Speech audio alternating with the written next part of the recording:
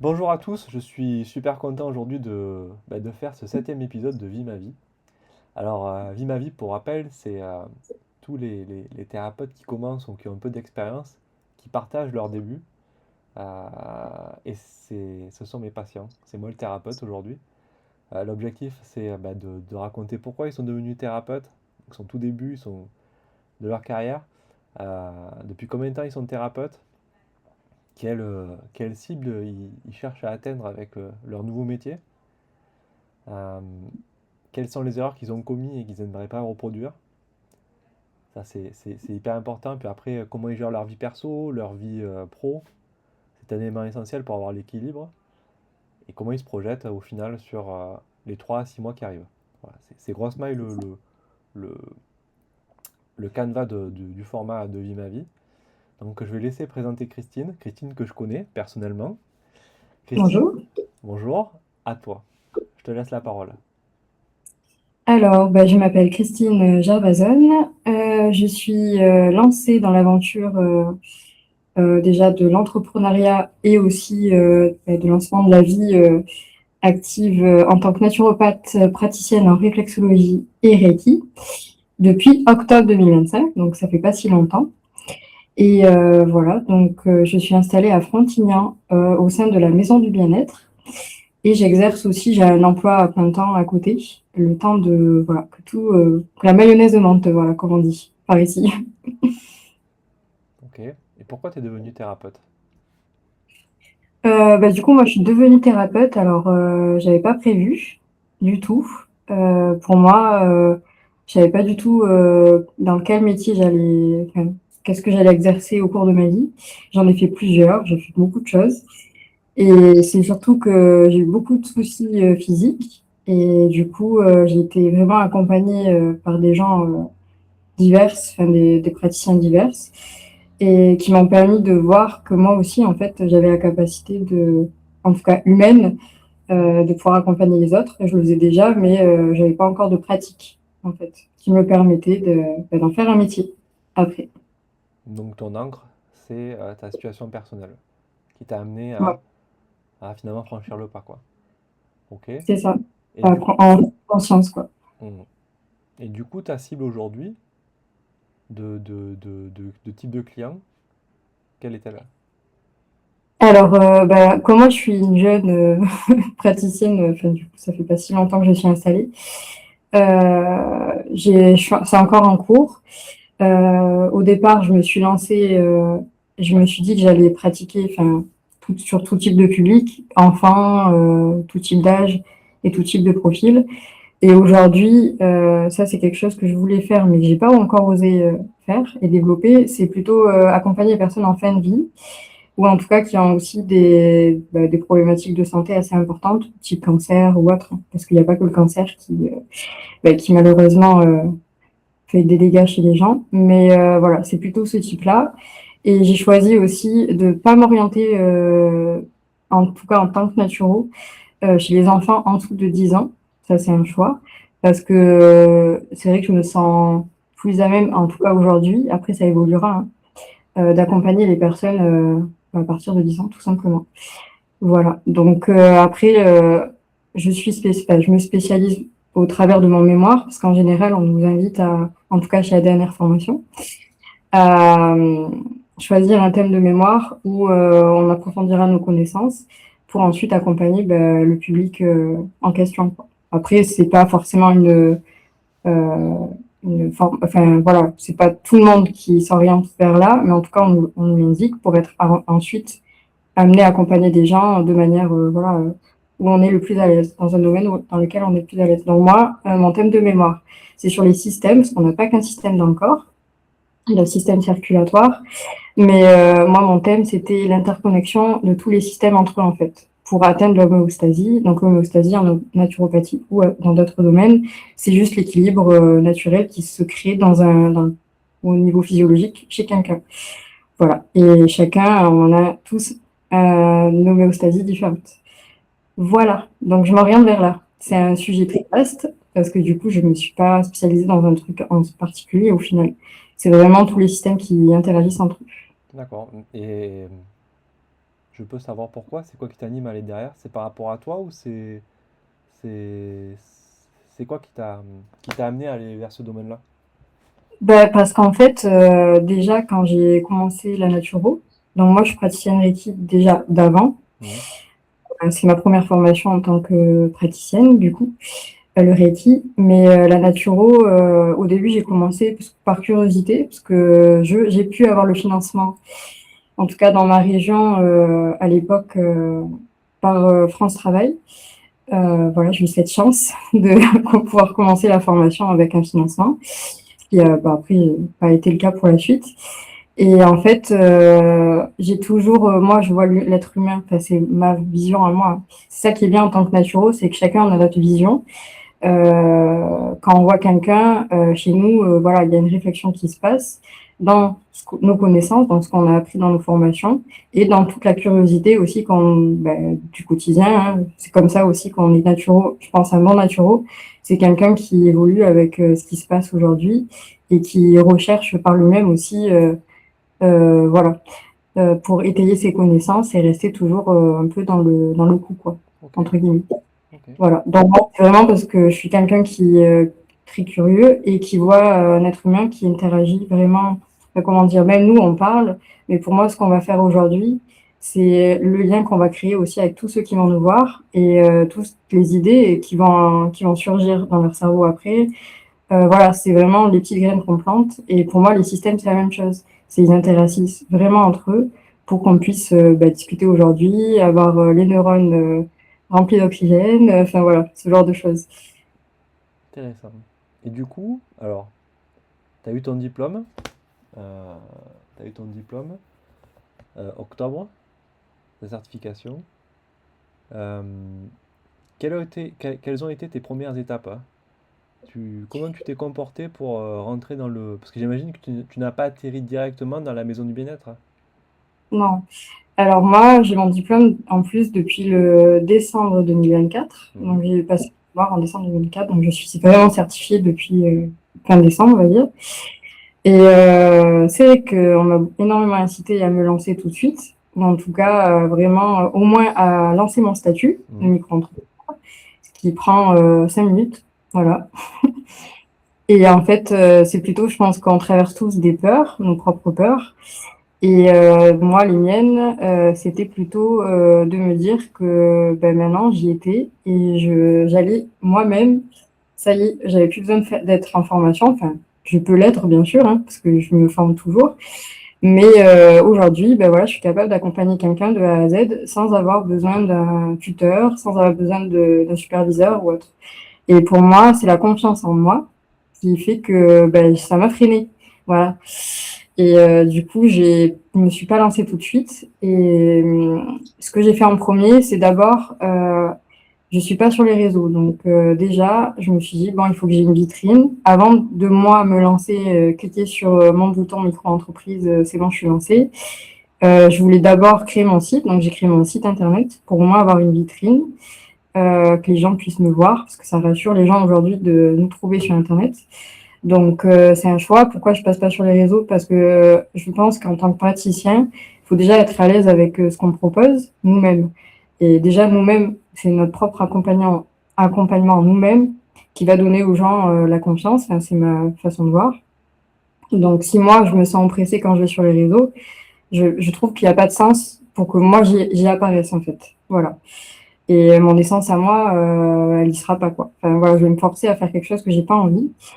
Donc faire un site, c'est plutôt à mon image. C'est moi qui l'ai fait parce que du coup, j'avais pas les moyens, parce que ça coûte quand même une certaine somme surtout quand on débute. Après, selon les budgets de chacun aussi, il y en a qui peuvent économiser et se dire, voilà, je vais mettre tant dans mon site et c'est génial, hein, mais c'était pas mon cas. Voilà. Moi, j'ai économisé pour acheter une voiture parce que du coup, moi, dès le départ, le domicile, c'est ce qui m'a appelé. Donc, j'avais déjà quand même fait des séances à domicile en tant que praticienne Reiki ou aussi dans le cadre de la réflexologie, parce que du coup, moi, je suis praticienne. Et moi, le domicile, ça m'intéresse vraiment. J'avais pas de voiture avant, donc déjà, moi, j'ai investi mon argent dans une voiture pour pouvoir me déplacer, ce qui est déjà pas mal. Voilà. Toujours Et avoir aussi, l'argent. acheter le matériel dont on a besoin, parce que du coup, l'huile de massage, ça coûte quand même une certaine somme. Enfin, voilà, tout ce qui fait que notre prestation, pour moi, en tout cas à mes yeux, soit confortable pour la personne. Je me suis acheté un matelas chauffant, par exemple. Enfin, voilà. C'est des choses, moi, dans ma vision de ma pratique, qui me semblent importantes avant de me lancer, que quand je me lance, ce soit pas à l'arrache, entre guillemets, mais que ce soit moi confortable pour moi et que si j'ai pas confiance forcément en ce que je transmets, ben, au moins que je sache que la personne, quand elle vient, elle est bien reçue. Et voilà, déjà, c'est la première chose. Ensuite, même si je faisais du domicile un petit peu, hein, j'étais pas forcément non plus très rassurée dans ma pratique. Donc, même si autour de nous, même dans le cas du mémoire ou en tant que réflexo, on pratique sur des gens pendant le cadre de notre cursus, toutes ces personnes m'ont dit si c'est super, lance-toi, mais malgré tout ce qu'on peut nous dire, tant qu'on n'a pas le déclic, on peut se lancer, mais des fois on se précipite. J'en ai vu déjà qui ont brûlé les étapes et qui, comme ils se sentaient pas à l'aise dans leur pratique, pour plein de raisons, se sont lancés et finalement, bah, ça s'est pas si bien passé que ça. Parfois, il vaut mieux prendre son temps et vraiment cocher nos propres cases. Donc moi, c'était vraiment le site internet, m'acheter une voiture, le matériel dont j'ai besoin. Voilà. Pour moi, comme ça, le client arrive et il est déjà bien avant que moi, je mette les mains sur lui. Voilà. Et ensuite, ou en tout cas, que je guide la séance. Voilà, donc ça, c'est vraiment les étapes que j'ai fait. Après, j'ai recherché des lieux, parce que je me suis dit, si j'arrive pas à me lancer moi toute seule, enfin, au travers de juste ma vitrine à moi, sans domicile, comment je fais? Donc, j'ai trouvé, maintenant, aujourd'hui, ce qui est bien, c'est qu'on a quand même beaucoup d'endroits dans toutes les villes, même dans les villages, qui se développent. C'est des co-lieux, alors pas forcément des pôles santé. Des pôles santé, c'est du médical mélangé maintenant un peu avec du bien-être. Comme dirait le syndicat, c'est de la santé intégrative qui est en train de se développer. Donc ça, c'est chouette, mais c'est pas partout. Et du coup, après, il y a d'autres endroits, des tiers-lieux, où il y a plusieurs praticiens du milieu du bien-être qui se rejoignent. Donc ça, c'est vraiment en train de se développer. Donc moi, je cherchais ça. Je cherchais pas de faire, comment dire, une ambiance à la chaîne, je le dis avec ce mot-là, c'est-à-dire je prends 100 clients dans la journée, enfin, c'est une façon de parler, hein. Et voilà. Non, moi, ce que je cherche, c'est de l'humain.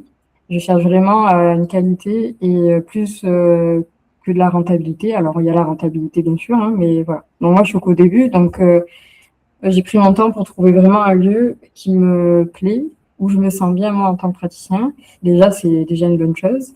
Et aussi, avec qui je pourrais collaborer, parce que du coup, forcément, s'il y a un patient pardon, pas un patient, un client, qui a besoin d'aller me voir, par exemple, mais que je vois dans son fonctionnement que, je sais pas, une séance de kinésiologie, par exemple, eh ben, pourrait vraiment compléter son accompagnement. Et ben, c'est ça qui fait la force aussi du lieu que j'ai trouvé, parce que du coup, on peut aussi accompagner les mêmes clients, en fait, mais voilà, pour un suivi global de la personne. Donc, voilà. Donc ça, c'est la façon que j'ai trouvée pour me rassurer en tant que praticien, ne pas être seule au sein d'un même lieu. Et du coup, forcément, ben, à plusieurs, au niveau de la communication et de la pub, pour nous, hein, nos prestations, forcément, ça a un plus parce que du coup, la vitrine, c'est aussi le lieu où je suis. Mm. Excellent. Donc en gros, je résume, hein. Tu es branché à l'humain, ça c'est clair. Euh, Tu as eu le syndrome de l'imposteur au tout début. Euh, tu, Tu as eu du mal à sortir de ta coquille. Et pour faire simple, hein, si je résume à fond, Mhm. euh, tu, la maison du bien-être te permet de ne pas rester seul et de t'ouvrir. Au final, c'est un peu ça, quoi. C'est ça. Et aussi faire des choses que parfois on pense pas. C'est-à-dire qu'on a des idées, on a tous des idées, hein. Même au début, on se projette bah, sur du pas du long terme, justement, sur du court terme, je pense. Et ou alors on se dit, bon, ben voilà, dans un an, j'aimerais atteindre tant au niveau salaire ou autre. Mais déjà, si, c'est la base qui doit être solide, je pense. Si vous voulez aller dans un tiers-lieu, comme moi ou dans un pôle santé, il faut aussi se dire que l'équipe est importante parce que du coup, on travaille pas tous de la même manière. Mm. Et on n'interagit pas forcément tous de la même manière avec les clients qu'on reçoit. Donc vraiment, ne rentrez pas dans un lieu si vous sentez qu'il y a quelque chose qui cloche. Vaut mieux attendre encore un peu ou au contraire, vous lancer si vous vous sentez tout seul. Donc si vous avez la chance d'avoir une pièce chez vous, par exemple, on ne demande pas d'avoir un cabinet. Des fois, on se projette, on se dit, on aimerait avoir le cabinet parfait, pouvoir être chez soi, accueillir avec, je sais pas, 40 mètres carrés, etc. Mais en fait, les gens ne veulent que de la bienveillance, un lieu avec bien sûr une hygiène quand même convenable. Et après, le reste, c'est juste la pratique qui joue le rôle, en fait. Mm. C'est tout. Mm. Je rejoins. Et d'ailleurs, ça rejoint ce que disait Édouard ce matin en parole d'aîné. C'est que lui, il considère que euh, le lieu et tout ce qui fait le lieu en fait, hein, et la prestation font partie intégrante du, on va dire, du visible et de l'invisible au niveau de l'inconscient, quoi. C'est-à-dire que la personne, certes, elle va être contente de la prestation qui a été livrée par le praticien, mais elle va être aussi inconsciemment contente du lieu dans lequel elle a Mm. pu se sentir. Et sentir, c'est sentir par le nez. C'est-à-dire, lui, par exemple, il met beaucoup d'attention sur de mettre un brumisateur. C'est pas un brumisateur, c'est l'huile essentielle, là, tu sais, hein, un diffuseur, merci. Un diffuseur, voilà. Et tout ça fait que derrière, la personne se rappellera de toi et pas de la séance. Et ça, Mm. c'est ce qu'on disait tout à l'heure avec Edouard, c'est que ça fait partie de l'image de marque. Et je connais la maison du bien-être parce que je suis venu vous voir. Et c'est clair que la maison du bien-être, je pense que quand on a consulté une ou deux fois, même une fois, je pense qu'on se rappelle de Mm. l'endroit où on a été et de la personne qu'on a rencontrée, quoi. Et c'est ça qui derrière permet d'avoir l'espèce de retour arrière plus tard, dire voilà, je suis allé là-bas et j'ai envie de revenir, quoi. Et je pense que vous êtes sur le bon chemin, honnêtement. Parce que l'étape suivante, c'est quoi? C'est le bouche à oreille qui confirme les prestations, l'ambiance, le sérieux, enfin tout ça là. Puis après, il y a différents axes. Typiquement le SEO, le Google My Business, ou les leviers locaux, ou des entreprises qui vont vous faire connaître, ou bref. Après, c'est suivant l'envie, j'ai envie de dire, du praticien de choisir vers quel endroit il veut évoluer en fait. C'est ça qui est assez génial au final, parce qu'il n'y a pas qu'une solution quoi. Pour s'en sortir, il y en a plusieurs, et c'est celle qui conviendra le mieux en fait. Ça, c'est ça que je me rends compte au fur et à mesure des épisodes de ma vie et Parole d'aîné, c'est que, ok, vous avez les mêmes parcours, c'est-à-dire que la solitude, l'offre, alors je ne les mets pas dans l'ordre, mais en gros c'est l'offre, la solitude, la visibilité, la rentabilité. Et après, le parcours suivant, c'est la pérennité, retrouver sa vie perso, grandir, faire du business, être rentable et faire du cash. Je dis pas faire du Mm. cash au sens péjoratif, hein.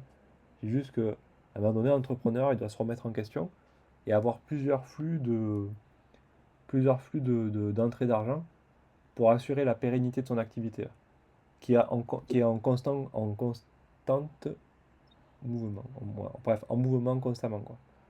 Et ça, c'est hyper important à comprendre pour la suite parce que c'est ça qui fait derrière la sérénité aussi du thérapeute qui peut, et là je répète ce que dit Edouard encore une fois, impacter si la clientèle lorsque tout va pas très bien. C'est-à-dire en gros, quand ça va pas, ben, au bout d'un moment on n'arrive plus à filtrer et ça se ressent au niveau de la clientèle. Et tous ces tips-là en fait d'organisation, de visée, d'objectifs qui au début sont court terme, après deviennent long terme. Et au final, ben, permettre la croissance du thérapeute et de l'entrepreneur au final. Parce que au final, vous êtes entrepreneur avec la casquette thérapeute. Je me rends compte de plus en plus. En gros, votre métier premier, c'est entrepreneur et vous avez la casquette thérapeute. Naturopathe, réflexologue, ça peut être conférencier, ça peut être thérapeute d'entreprise, ça peut être, bref, sous plein d'angles. Mais à la fin, Le prédominant, c'est le thérapeute.